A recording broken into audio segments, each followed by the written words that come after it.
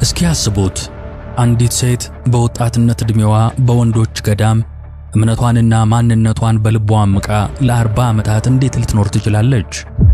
ሚስጥሯን የመጠበቁ ፈተና ምን ያህል ከባድ ነበር? በዙሪያዋ ካሉ መነኮሳት አንድም ሰው እንዴት ሊጠረጥራት አልቻለም? ከዚህ ሁሉ በስተጀርባ ያለው ኃይልስ ምንድነው? በታሪክ መጋረጃ ውስጥ ተሸሽገው በሚስጥር ቁልፍ ተቆልፈው የኖሩ ሲሰሟቸው የሚያስደንቁ አስገራሚ ታሪኮች አሉ። ዛሬ የምንዳስሰው በአንድ ወቅት በወንዶች ገዳም ውስጥ ለ40 ዓመታት ያህል እንደ ወንድ መነኩሴ ሆና እውነተኛ ማንነቷን ከሁሉም ሰው አይን ሰውራ ስለኖረች ነገር ግን ፍጻሜዋ ተአምራዊ ስለሆነላት አንዲት ብርቅዬ ሴት ነው። ታሪኳ የሚጀምረው ከልጅነት ሐዘንና ከአንድ አባት ያልተጠበቀ ውሳኔ ነበር።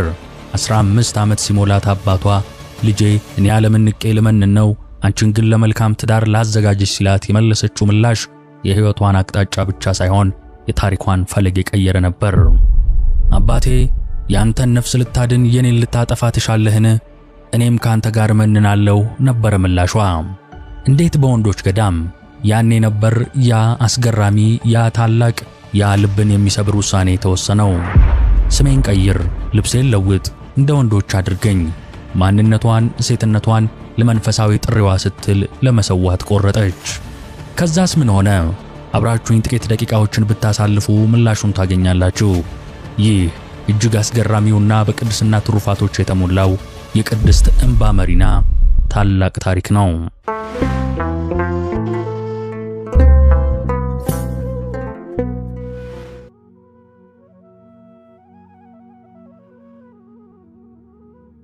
ታሪኳ የሚጀምረው በበረከት ቀን ነው። በታኅሳስ 8 ቀን ብጽዕት መሪና ይህችን ዓለም ተቀላቀለች። የልጅነት ጊዜዋ ግን እንደ ብዙዎቹ አልነበረም።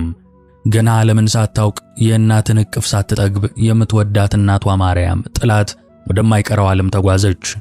ይህ የመጀመሪያው የሐዘን ጥላ በሕይወቷ ላይ ያረፈበት ቅጽበት ነበር። ነገር ግን ፈጣሪ በሐዘኗ አልተዋትም። ደግ ልበቅን አባት ነበራት። ከእናቷ ሞት በኋላ ብቸኛ ልጁን የዓይኑን ማረፊያ በምድራዊም ሆነ በመንፈሳዊ ጥበብ ያለምንም ጉድለት ኮትኩቶ አሳደጋት። በፍቅሩ ውስጥ ረፍትን አገኘች፣ በምክሩም ጥበብን ሰነቀች። ዓመታት ነጎዱ። ያቺ ትንሽ ልጅ ለአቅመ ሔዋን ደረሰች። 15ኛው የልደት በዓሏ ሲከበር አባቷ ወደ እርሱ ጠራት። በዓይኖቹ ውስጥ ቆራጥ ውሳኔ ይታያል። ልጅ አላት። ድምፁ በፍቅርና በቁርጠኝነት የተሞላ ነበር። እኔ መንገዴን መርጫለሁ። ይቺን ዓለም ንቄ በፈጣሪ ጥላ ስር ለመኖር ወደ ገዳም ልገባ ወስኛለሁ። አንቺን ግን እንዲሁ አልተውሽም። መልካም ደግ ባል መርጬልሽ ጎጆሽን አይቼ ልሄድ አስቤያለሁ አላት። ለቅጽበት ጸጥታ ሰፈነ። የአባቷ ቃል እንደ መብረቅ ነበር የወረደባት። በጊዜው የእርሷ ልብ ሌላ ጥሪን እየሰማ ነበር። ዓይኖቿን በአባቷ ላይ ተክላ ከልጅ አንደበት በማይጠበቅ ጥንካሬ አባቴ ሆይ አለችው። እንዴት እንዲህ አይነት ነገር ታስባለህ? ያንተን ነፍስ ከሲኦል ልታድን ሽተህ የኔን ነፍስ ለዓለም አሳልፈህ ልትሰጣት አስበሃልን? በፍጹም አይሆንም። አንተ ወደ ገዳም ከገባህ እኔም ካንተ ጋር እገባለሁ እንጂ በዓለም ተድራ ብቻዬን አልቀርም። አባቷ ደነገጠ። ይህን ምላሽ አልጠበቀም። የልጁን መንፈሳዊ ጥማት ተመለከተ። ነገር ግን እውነታው መራራ ነበር። ልጄ አላት በሐዘኔታ፣ የምትይው መልካም ነው። ነገር ግን እንዴት ሊሆን ይችላል? በአካባቢያችን ያሉት ገዳማት ሁሉ የወንዶች ብቻ ናቸው። አንዲት ሴት እንዴት በመካከላቸው ትኖራለች? ይህ የማይታሰብ ነው። የአባቷ ቃል ግን የመሪናን የጸና ውሳኔ አላላላውም። ይልቁንም የበለጠ እንድትቆርጥ አደረጋት እንጂ። በውስጧ አንድ አስገራሚ ደፋር ሐሳብ ተቀጣጠለ። አባቴ አለች በልበ ሙሉነት፣ ስለዚህስ ጉዳይ አትጨነቅ፣ መፍትሄው በእጃችን ነው። ስሜን ቀይርልኝ፣ እንደ ወንድ ልጅ ጥራኝ፣ ልብሴን ለውጥልኝ፣ የወንዶችን አለባበስ አልብሰኝ፣ ጸጉሬን እንደ መነኮሳት እላጨዋለሁ። ማንም ሴት መሆኔን አያውቅም። በዚህ መንገድ አብረን መመንኮስ እንችላለን። አባቷ የሰማውን ማመን አቃተው። ይህ እብደት ይመስላል። ነገር ግን የልጁ ዓይኖች ውስጥ ያየው ጽናት የልመና ሳይሆን የጸና ውሳኔ ነበር። ሴትነቷን፣ ማንነቷን ለፈጣሪዋ ስትል ለመሰዋት ዝግጁ መሆኗን ተረዳ። ይህ ቀላል አልነበረም። ይህ መስዋዕትነት ነበር። ከዛም ውሳኔያቸውን አጸኑ። አባትና ልጅ የቀረቻቸውን ሀብትና ንብረት በሙሉ ሽጠው ገንዘቡን ለድሆችና ለችግረኞች መጽውተው ልባቸውን ከምድራዊ ሐሳብ አጽድተው የገዳሙን መንገድ ተያያዙት። በደረሱበትም ገዳም ያቺ መሪና የምትባል ወጣት ካሁን በኋላ በሌላ ስም ተጠራች። እምባ መሪና ተባለች። የገዳሙ ሕይወት ተጀመረ። ከወንዶቹ እኩል መስገድ፣ መጾም፣ ሌት ተቀን መጸለይ። የዕለት ተዕለት ተግባሯ ከባድ ነበር። ነገር ግን በውስጧ የተሸከመችው ምስጢር የበለጠ ከባድ ነው። እያንዳንዱ እንቅስቃሴዋ በጥንቃቄ የተሞላ፣ እያንዳንዱ ቃሏ የተለካ፣ እያንዳንዱ እይታዋ የተሰላ ነበር። ቀን ቀን በመንፈሳዊ ተጋድሎዋ መነኮሳቱን ስታስደምም፣ ሌሊት ግን በብቸኝነቷ ሴትነቷን ደብቃ የምትኖረው ኑሮ ልቧን በፍርሃትና በጸሎት ይሞላው ጀመር። ጺም አለማውጣቷና የቀጭን ድምጿ ጥርጣሬ እንዳይፈጠር ጃንደረባ ይሆናል የሚል ሐሳብ በመነኮሳቱ ዘንድ ተፈጥሮ ነበርና ማንም እውነቱን አልጠረጠረም። ዓመታት አለፉ በዚህ ሁኔታ ውስጥ እየኖረች። አባቷ ግን አረጀ፣ ደከመ። የሞቱ ሰዓት ሲቀርብ የገዳሙን አበምኔት አስጠርቶ በመጨረሻ እስትንፋሱ በሹክሹክታ አንድ አደራ ተናገረ። አደራህን ልጄ እምባ መሪናን ወደ ከተማ ለምንም አይነት ጉዳይ እንዳትልክብኝ አደራህን አለ። የአባቷ የመጨረሻ ቃል ያ የአደራ ሹክሹክታ በገዳሙ አየር ላይ ብዙም አልቆየም። የሰው ልጅ ተፈጥሮ ምናልባትም ቅናት፣ ምናልባትም አለማወቅ የአባቷን ስጋት ወደ ጎን እንዲል አደረገ። አንዳንድ መነኮሳት እምባ መሪና ለምን ልዩ እንክብካቤ ያገኛል? ለምን ከሌሎች ተለይቶ ከገዳም አይወጣም? የሚል ቅሬታ ማንሾካሾክ ጀመሩ። ይህ ሹክሹክታም አበምኔቱ ጆሮ ዘንድ ደረሰ። የአባቷን አደራ ለጊዜውም ቢሆን ዘንግቶ ወይም ምናልባትም የመነኮሳቱን ቅሬታ ለማብረድ አስቦ እምባ መሪናን ለአንድ ገዳማዊ ተልእኮ ወደ ከተማ ላካት። ያቺ ጉዞ የጥፋት መጀመሪያ ነበረች። እምባ መሪና ለተልእኮ በተላከችበት ከተማ ከአንድ ቤተሰብ ዘንድ አደረች። ቤቱ የገዳሙ ወዳጅ ነበርና በእንግድነት ተቀበሏት። ነገር ግን በዚያች ሌሊት የክፋት እጅ በማይታሰብ መንገድ ተዘረጋ። አንድ ነፍሱን ለሰይጣን ያስገዛ ጎረምሳ በድብቅ ወደ ቤቱ ዘልቆ ገባ። ዓላማውም የቤቱን ባለቤት ወጣት ልጅ ገና ያላፈራችውን አበባ ክብሯን መክፈፍ ነበር። ያንንም አደረገ። ጨለማውን ተገን አድርጎ የንጽህናዋን መጋረጃ ቀደደ። ነገር ግን ክፋቱ በዚህ አላበቃም። ቤቱን ለቆ ሲወጣ ያቺን በፍርሃትና በኀፍረት የምትጨነቀውን ልጅ አስጠግቶ የመጨረሻውን የመርዝ ፍላጻ ወረወረባት። አባትሽ ወይም ማንም ሰው ይህን ያደረገብሽ ማን ነው ብሎ ቢጠይቅሽ አላት በሹክሹክታ ያ ለተልእኮ የመጣው ወጣት መነኩሴ እምባ መሪና ነው ብለሽ መልሺ አላት። የሐሰት ዘር በጽንሱ ልብ ውስጥ ተዘራ። 3 ወራት አለፉ። 3 ረዣዥም ወራት። የልጅቷ ምስጢር ግን ከእንግዲህ ሊደበቅ አልቻለም። የእርግዝናዋ ምልክቶች መታየት ጀመሩ። አባቷ የቤተሰቡ አሳዳሪ ይህንን ሲያውቅ በድንጋጤና በቁጣ ደነዘዘ። ልጁን አስጠግቶ ይህንን ያደረገብሽ ማን ነው ንገሪኝ ሲል አፈጠጠባት። ያቺ ልጅ በውሸትና በፍርሃት ተተብትባ ያ ጎረምሳ ባስጠናት መሰረት እየተንቀጠቀጠች መለሰች። አባ እምባ መሪና ነው ያ መነኩሴ ብላ መለሰች። ቃላቶቿ እንደ እሳት ነደዱ። አባትየው በቁጣ ዓይኑ ፈጠጠ። ገዳሙ ላይ ያለው እምነት ሁሉ በአንድ ቅጽበት ተኖ ጠፋ። እግሮቹ ወደ ገዳሙ ይዘውት በረሩ። የገዳሙ ጸጥታ በቁጣው ጩኸት ተሰበረ። እንደ እብድ እየጮኸ በመነኮሳቱ ላይ የስድብ ናዳ አወረደባቸው። እናንተ የውሸት ቅዱሳን፣ እናንተ አመፀኞች፣ ያ እናንተ ደቀ መዝሙር የምትሉት እምባ መሪና የልጄን ክብር አዋርዶ ሕይወቷን አበላሽቶ መጥቷል። አበምኔቱ ግራ ተጋብቶ እየሆነ ያለውን ማመን አቅቶት የተቆጣውን አባት ለማረጋጋት ሞከረ። ምን ማለትህ ነው? እንዴት ሆኖ ሲል ጠየቀ። አባትየውም በንዴት እየተንቀጠቀጠ ምን ማለትህ ነው ትለኛለህ? ያ እምባ መሪና የተባለው ደቀ መዝሙርህ ልጄን በግፍ አረከሳት። አሁን ደግሞ የድርጊቱ ፍሬ በማህፀኗ ውስጥ ነው። አበምኔቱ ደነገጠ። የገዛ መንፈሳዊ ልጁ እንዲህ አይነት ነውር ፈጸመ ብሎ አመነ። ወዲያውኑ በታላቅ ቁጣ እምባ መሪና እንዲቀርብለት አዘዘ። ያቺ ቅድስት ስለተፈጠረው ምንም ሳታውቅ በንጹህ ልቧ ቀረበች። የአበምኔቱ ዓይኖች እንደ እሳት ይፋጁ ነበር። አንተ አመፀኛ፣ አንተ የገዳሙን ስም ያጠፋህ፣ አንተ በቅድስና ልብስ የተሸፈንክ ተኩላ እያለ የቁጣና የእርግማን መዓት አወረደባት። በዚያች ቅጽበት ዓለም በእምባ መሪና ላይ የዞረች መሰለ። እዚህ ጋር 2 መፍትሄዎች አሉ። የመጀመሪያው መናገር ነው። ሴት ነኝ፣ ይህ ክስ ስህተት ነው ብሎ ማንነቷን ገልጦ የገዳሙን ሥርዓት አናክቶ ምናልባትም የባሰ ውርደት መቀበል፣ ወይም ደግሞ ዝምታ፣ የሌሎችን ኃጢአት በራስ ላይ ጭኖ የክርስቶስን የመከራ ጽዋ አርአያ ማድረግ፣ የስቃይ መንገድን መምረጥ። በአንድ በኩል እውነት፣ በሌላ በኩል መስዋዕትነት። ተንበረከከች፣ ወደ መሬት አቀረቀረች። ዓይኖቿ በእንባ ተሞሉ። ውሳኔዋን ወሰነች። የዝምታን ዋጋ ለመክፈል መረጠች። ከወደቀችበት ቀና ብላ ዓይኖቿ በእንባ ተሞልተው ነበር። ነገር ግን የውሸት እንባ አልነበረም። የንጽህናዋ የልቧ ስብራት እንባ ነበር። በዙሪያዋ ያሉትን የተቆጡ ፊቶች አንድ በአንድ ተመለከተች። በድምጿ ውስጥ የነበረው ግን የጥፋተኝነት ሳይሆን የማይናወጥ የመስዋዕትነት ጽናት ነበር። አባቶቼ አለች በለሆሳስ፣ ማሩኝ፣ ይቅር በሉኝ። አዎ ወጣትነት ቢያስተኝ ነው። ዝምታ ሆነ። ፍጹም አስደንጋጭ ዝምታ በቦታው ሰፈነ። ማንም ይህንን አልጠበቀም። ጥፋተኛ ነኝ የሚል ዕውቅና፣ ያ ሲያደንቁት የነበረው የመንፈሳዊነት አርአያችን ነው ሲሉት የነበረው ወንድማቸው ይህንን አይነት ነውረኛ ሥራ መስራቱን ማመኑ ቁጣቸውን ወደ እሳትነት ለወጠው። አስወጡት! ይህንን ርኩስ ከቅዱስ ስፍራችን አስወጡት! ሲላ በምኔቱ አዘዘ። መነኮሳቱም ያለምንም ርኅራኄ እየገፈታተሩ እየሰደቡ ከገዳሙ ቅጥር ግቢ ወደ ውጭ ወረወሯት። የበሩ መቆለፊያም ከኋላዋ ጮሆ ተዘጋ። ነገር ግን ቅጣቱ በዚህ አላበቃም። ከገዳሙ ከመባረሯ በተጨማሪ እጅግ በጣም ከባድ የሆነ ቀኖና ጫኑባት። በዓለም ላይ ብቻዋን ያለመጠለያ ያለምንም እርዳታ ተተወች። የቀድሞ አክብሮትና ፍቅር በአንድ ጀንበር ወደ ንቀትና ጥላቻ ተለወጠ። ያቺ ንጽሕት ድንግል ባልሰራችው ኃጢአት በዓለም ፊት እንደ ከሃዲና መንዝራ ተቆጠረች። የ6 ወራት የመከራ ጊዜ አለፈ። ከገዳሙ በር ውጪ በብርድና በፀሐይ እየተጠበሰች በጸሎትና በትዕግስት ቀኖናዋን እየፈጸመች ቆየች። ግን የመከራው ጥልቀት ገና አልታየም ነበር። አንድ ቀን ያቺ ሐሰተኛ ምስክር፣ ያቺ እናት በእጆቿ ሕፃን ይዛ መጣች። ያን የኃጢአት ውጤት የሆነውን ትንሽ ፍጥረት መታም ያለምንም ርኅራኄ በእንባ መሪና እቅፍ ውስጥ አስቀመጠችው። ይኸውልህ አለቻት በንቀት፣ የሠራኸው ሥራ ውጤት ያንተው ልጅ ነውና አሳድገው። አስቡት እስቲ እንዴት ያለ የጭካኔ ጥግ ነው! ያቺ ድንግል፣ ያቺ አካሏ በገድል የደረቀ መነኩሴ እንዴት ይህንን ሕፃን ልታሳድግ ትችላለች? ልታጠባው ብትፈልግ እንኳን ከየት ወተት ታገኛለች?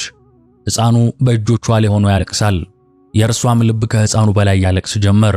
ፈተናው ከባድ ነው። ከገዳም መባረሯ፣ የሐሰት ክሱ፣ ሁሉም ከዚህኛው መከራ ጋር ሲነጻጸር ግን ቀላል ይመስል ነበር። ምን ታድርግ? ሕፃኑን ጥላው ትጥፋ ወይንስ ሌላ? ከገዳሙ በር ውጪ ዓለም ጨለማውን ገለጠባት።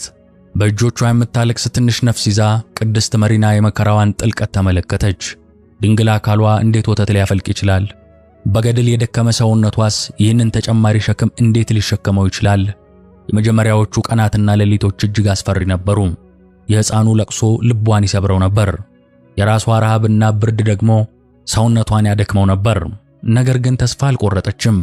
በማለዳ ከእንቅልፏ ስትነሳ ያንን ትንሽ ፍጡር በደከመ ክንዶቿ አቅፋ ወደ እረኞች ሰፈር ጉዞ ትጀምራለች።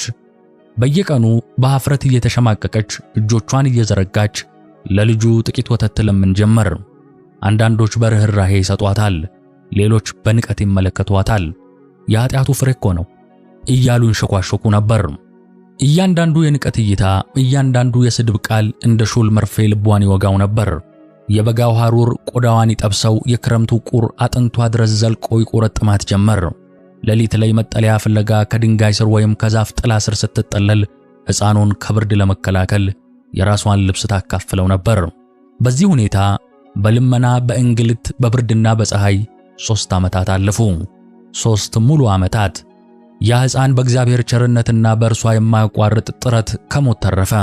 ጥቂት ጥቂት እያለ ማደግ ጀመረ። ከ3 የመከራ ዓመታት በኋላ ቀኖናዋን እንደጨረሰች በመቁጠር ይመስላል ልቧ ወደ ገዳሙ ናፈቀ። ያን በእጆቿ ያደገውን ልጅ ይዛ በድጋሚ ወደ ተዘጋው የገዳም በር ተመለከተች። የበሩን መቆለፊያ አንኳኳች። በሩ ሲከፈት የመነኮሳቱ ዓይኖች አሁንም በጥርጣሬና በንቀት የተሞሉ ነበሩ። ነገር ግን እንድትገባ ፈቀዱላት። ግን ወደ ቀድሞ ክብሯና ቦታዋ አልነበረም። የተሰጣት ሥራ የገዳሙ የመጨረሻውና ዝቅተኛው ነበር። የሁሉንም መነኮሳት ክፍል ማጽዳት፣ መጥረግ፣ ማደራጀት፣ ምግብ ሲዘጋጅ ማገዝ፣ ማገዶ መልቀም፣ ውሃ ከሩቅ ምንጭ መቅዳት። የሁሉም አገልጋይ ሆነች። በዝምታ ያለምንም ቅሬታ የተሰጣትን ሁሉ ትፈጽም ነበር። ያ ሕፃን አብሯት አለ። በቀን ሥራዋን ስትሰራ እያየ በሌሊት ደግሞ በጸሎቷና በትዕግስቷ እየታነጸ አደገ። መነኮሳቱ አሁንም እንደ ኃጢአተኛ ይመለከቷታል። ነገር ግን እርሷ በአገልግሎቷና በዝምታዋ ትጋደል ነበር። 1 ዓመት፣ 2 ዓመት፣ 10 ዓመት፣ 20 ዓመት፣ 30 ዓመታት። ጊዜው እንደ ውሃ ፈሰሰ። እስቲ አስቡት፣ 37 ዓመታት በዚህ ሁኔታ አለፉ። ያ በእጆቿ ያደገው ልጅ ጎልምሶ ያሳዳጊውን ፈለግ ተከትሎ ደግና ቅን መነኩሴ ሆነ። ምናልባትም ያሳዳጊውን እውነተኛ ማንነትና ከፈለችውን መስዋዕትነት ሳያውቅ ቀርቶ ይሆናል። ዓመታት እንደ ቅጠል ረገፉ። 37 የመከራና የትዕግስት ዓመታት። ያቺ በወጣትነቷ የገባችው እምባ መሪና አሁን በዕድሜ የገፋች፣ በገድል የደከመች፣ በብዙ ድካምና አገልግሎት ያረጀች ሽማግሌ ሆናለች። ሰውነቷ በጊዜና በችግር ተጎሳቁሏል። ነገር ግን መንፈሷ አሁንም እንደ ብረት የጸና ነው። በመጨረሻም ያቺ ለብዙ ዘመን ስትጠብቃት የነበረችው የሽግግር ሰዓት ደረሰች። ቅድስት መሪና ታመመች። የዓመታት ድካም፣ የልብ ስብራት፣ የተሸከመችው የምስጢር ሸክም ሁሉም ተደማምሮ በድካም አልጋ ላይ እንድትወድቅ አደረጋት። በሕመሟ ጊዜ እንኳን ምንም አይነት ምሬትና ቅሬታ አልተሰማባትም። በጸጥታ በጸሎትና በትዕግስት የመጨረሻ ቀኖቿን ትገፋ ነበር። መነኮሳቱም አልፎ አልፎ እየመጡ ይጠይቋታል። አንዳንዶቹ ምናልባት በልባቸው ራርተውላት፣ ሌሎቹ ደግሞ አሁንም በቀድሞ የጥርጣሬ ዓይን እያዩአት። በመጨረሻም ያቺ የተባረከች ነፍስ ለዓመታት የታገሰችው፣ የተሰቃየችው፣ ይቅር ያለችው ከደከመው ሥጋዋ ተለይታ ወደ ፈጣሪዋ በሰላም አረፈች።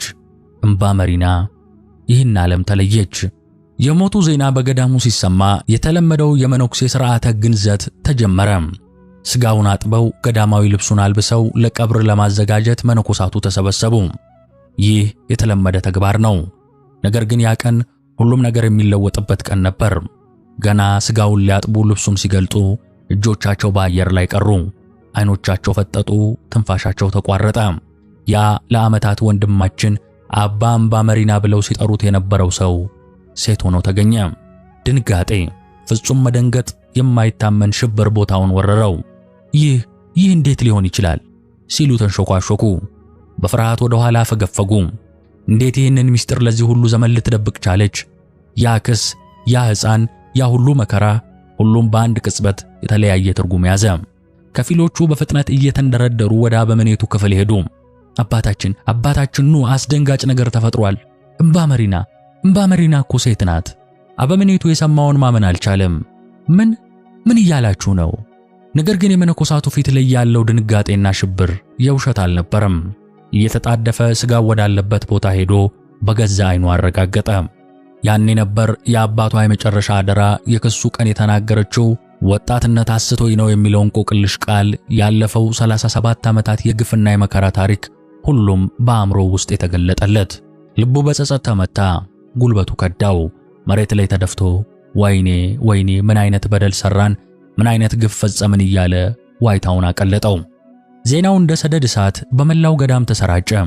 መነኮሳት ሁሉ እየተሯሯጡ መጡ። በዙሪያዋ ተሰብስበው ያችን በሕይወት ሳለች የናቋትን፣ ያዋረዷትን፣ አሁን ግን በሞቷ ያስደነገጠቻቸውን ቅድስት እያዩ ልባቸው በሐዘንና በጸጸት ተሰበረ። እንባቸው እንደ ጅረት ፈሰሰ። ደረታቸውን እየደቁ ማሪን፣ ቅድስት መሪና ማሪን እያሉ ጮኹ ጀመር። ያ የንቀትና የድፍረት ቦታ በዋይታና በጸጸት ተሞላ። ከዚያም በኀፍረትና በክብር ሥጋዋን በጥንቃቄ ያነሱ። በንጹሕ በፍታም ገንዘው በአጎበር ጋርደው በራሳቸው ትከሻ ተሸክመው በገዳሙ አጸድ ውስጥ እየዞሩ የምህላ ጸሎት ጀመሩ። ስለ ቅድስት መሪና ብለህ አቤቱ ይቅር በለን፣ ስለዚህች ንጽሕት አገልጋይህ ብለህ ማረን እያሉ ቀኑን ሙሉ ሲማጸኑ አሉ። ፀሐይ ልትጠልቅ ስትል በጸጸት ልባቸው ተሰብሮ በልመና ድምፃቸው ደክሞ ሳለ ድንገት ከየት እንደመጣ የማይታወቅ ግን ደግሞ ግልጽና ሕያው የሆነ ድምፅ ከተሸከሙት ሕይወት ከተለየው ከተባረከው ሥጋዋ እንዲህ ሲል ተሰማ። ይቅር ይበለን። ተአምር ነበር፣ ፍጹም ተአምር። ሁሉም ደንግጠው ጸጥ አሉ። ከዚያም ታላቅ የደስታና የአድናቆት ድምፅ ተሰማ። ይቅርታቸው ከሰማይ በራሷ በቅድስቲቱ አንደበት ተረጋግጦላቸው ነበር። ያን ጊዜ በታላቅ ክብርና ዝማሬ በተአምር በከበረው ሥጋዋ ፊት እየሰገዱ በገዳሙ ውስጥ መካነ መቃብሯን አዘጋጁ። ይህ ነው እንግዲህ የቅድስት መሪና ወይም በወንድ ስሟ የአባ እምባ መሪና አስገራሚና በተአምር የታጀበው ታሪክ። ከዓመታት የዝምታ መጋረጃ ጀርባ የተደበቀው እውነት ማን አስቦት ነበር? ያቺ ለ40 ዓመታት ያህል በወንዶች ገዳም ውስጥ እንደ አንዱ መነኩሴ ስትኖር፣ ስትሰግድ፣ ስትጸልይ፣ ስታገለግል የኖረችው እንዲህ ያለ ታላቅ ምስጢርና መስዋዕትነት ተሸክማ እንደነበር ማን አስቦት ነበር?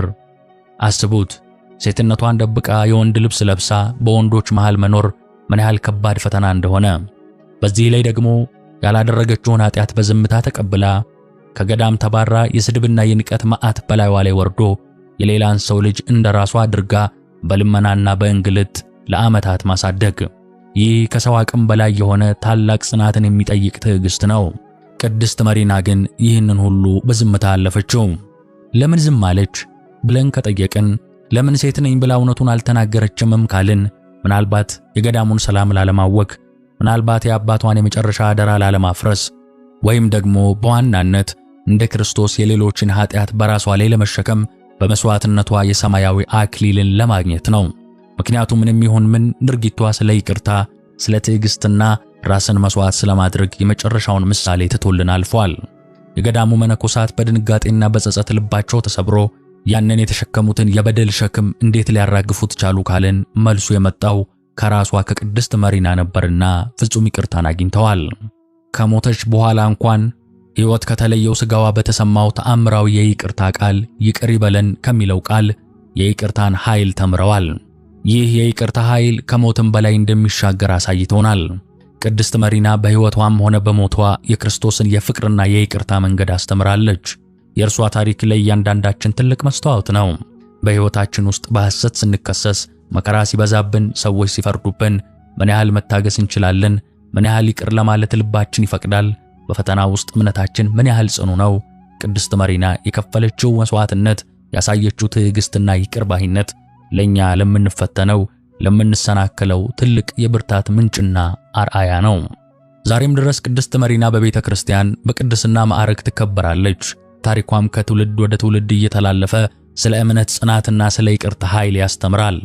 ያቺ በሰው ፊት የተዋረደችው በእግዚአብሔር ፊት ግን የከበረችው፣ ያቺ ምስጢሯ በሞት የተገለጠው እምባ መሪና የትዕግስትና የይቅርታ የጸናች ክርስትና ሕይወት ምልክት ሆና ለዘላለም ትኖራለች። ያቺ በሕይወት እያለች ዝምታን የመረጠች፣ ስቃዩን በሆዷ ይዛ የኖረች ቅድስት በሞቷ እንኳን የይቅርታን ኃይል አሳየቻቸው። በደላቸውን ይቅር ማለቷን ከሰሙ በኋላ ነፍሳቸው ከታላቅ የጥፋተኝነት ስሜት ነፃ ወጣች። አሁን የሚመለከቷት በጸጸት ብቻ ሳይሆን በታላቅ አክብሮትና ፍቅር ነው። ይህች በመካከላቸው እንደ ወንድ መነኩሴ፣ እንደ ወንድማቸው፣ በኋላም እንደ ኃጢአተኛ ስትንቀሳቀስ የነበረችው ታላቅ ቅድስት መሆኗን፣ የእግዚአብሔር ልዩ ጸጋ ያደረባት መሆኗን በተአምር አረጋገጡ። ታሪክ እንደሚዘክረው የቅድስት መሪና ሞትና የተአምራዊ ይቅርታዋ ዜና ከተሰማ በኋላ እነዚያ በንጽሕት ነፍሷ ላይ የሐሰት ምስክርነትን የመሰከሩና የመከራዋ ምክንያት የሆኑ ሰዎች ከባድ መቅሰፍት ወረደባቸው። አእምሮአቸው ተናወጠ፣ ልባቸው ሰላምን አጣ። በቀንም በሌሊትም ረፍት አጡ። ያ የዋሹት ውሸት፣ ያ የፈጸሙት በደል እንደ ጥላ እየተከተለ አሰቃያቸው። እብደት ያዛቸው። በየመንገዱ እየጮሁ ልብሳቸውን እየቀደዱ ሰላም የሌላቸው ፍጥረታት ሆኑ። ቅድስት መሪና ከሰማይ ሆና ይቅርታዋን እስክትልክላቸው ድረስ በዚያ የእብደትና የስቃይ ሁኔታ ውስጥ ለመኖር ተገደዱ። የንጹሃን ደም የሐሰት ምስክርነት ዋጋው እጅግ ከባድ መሆኑን በተግባር አዩ። የቅድስት መሪና የመጨረሻው ድል፣ የእውነትና የንጽህና ድል በዚህ መልኩ ተረጋገጠ። እንዲህ ነበር እንግዲህ የቅድስት መሪና ወይም እንደተሰወረችበት ስሟ የአባ እምባ መሪና አስገራሚና ልብን የሚነካ ታሪክ ፍጻሜውን ያገኘው። ከአባቷ ጋር ለምንቃ ወደ ገዳም የገባችው ያቺ ወጣት ማንነቷን ደብቃ እንደ ወንድ መነኩሴ ሆና ለ40 ዓመታት ያህል በሚስጥር የኖረችው፣ በወጣትነቷ በሐሰት ተከሳ ክብሯ የጎደፈ መስሎ የታየችው፣ ባልሰራችው ኃጢአት ከገዳሙ የተባረረችው፣ የሌላውን ሰው ልጅ እንደራሷ አድርጋ በልመናና በእንግልት ለዓመታት ያሳደገችው፣ በዝምታ በትዕግስት በአገልግሎት ለ37 ዓመታት በገዳሙ ዝቅተኛውን ሥራ ያሳለፈችው። ይህ ታሪክ እንዲሁ የሚሰማ እንዲሁ የሚረሳ ተራ ታሪክ አይደለም። በውስጡ እጅግ ጥልቅ የሆኑ መንፈሳዊ ትምህርቶችን ይዟል። ስለ ትዕግስት ጥግ ያስተምረናል። አንድ ሰው በእምነቱ ሲጸና መከራው ቢበዛበት፣ ውርደቱ ቢከብደው እንኳን መጨረሻው ክብር እንደሆነ ያሳየናል። ቅድስት መሪና ለ40 ዓመታት ያሳየችው ትዕግስት ለሁላችንም የጽናት ምሳሌ ነው። ስለ ይቅርታ ኃይል ያስተምረናል። የበደሉንን፣ ያዋረዱንን፣ የጎዱንን ይቅር ማለት ምን ያህል ከባድ እንደሆነ እናውቃለን። ነገር ግን ቅድስት መሪና በሕይወት እያለች በዝምታዋ ከሞተችም በኋላ በተአምራዊ ድምጿ ያሳየችው ይቅርታ የይቅርታን መለኮታዊ ኃይልና በረከት ያስረዳናል። ይቅርታ ከበቀል በላይ እንደሆነ ተመሰክራለች። ስለ መስዋዕትነት ጥልቀት ይነግረናል። ማንነቷን፣ ሴትነቷን፣ ክብሯን ለፈጣሪዋ ስትል ሰውታለች። የሌሎችን ኃጢአት በራሷ ላይ ተሸክማለች። ይህ ከራስ ወዳድነት የጸዳ ፍጹም የመስዋዕትነት ሕይወት የእውነተኛ መንፈሳዊነት አንዱ ገጽታ መሆኑን ያሳየናል። ስለ ሐሰት ምስክርነት አስከፊነት ይህ ታሪክ ያስጠነቅቀናል።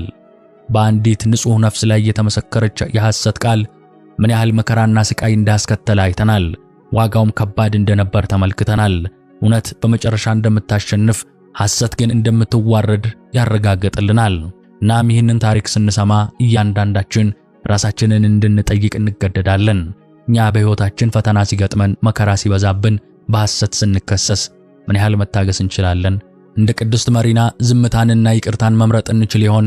ልባችን ምን ያህል ለይቅርታ ዝግጁ ነው? የእምነታችን ጥልቀትስ እስከምን ድረስ ነው? ይህ ታሪክ እነዚህን ጥያቄዎች ይጠይቀናል። የቅድስት መሪና ታሪክ በጨለማው ውስጥ ብርሃን ሆኖ ያብራልን። በትዕግስትና በይቅርታ እንድንጸና፣ በእምነታችንም እንድንበረታ ያንቃን።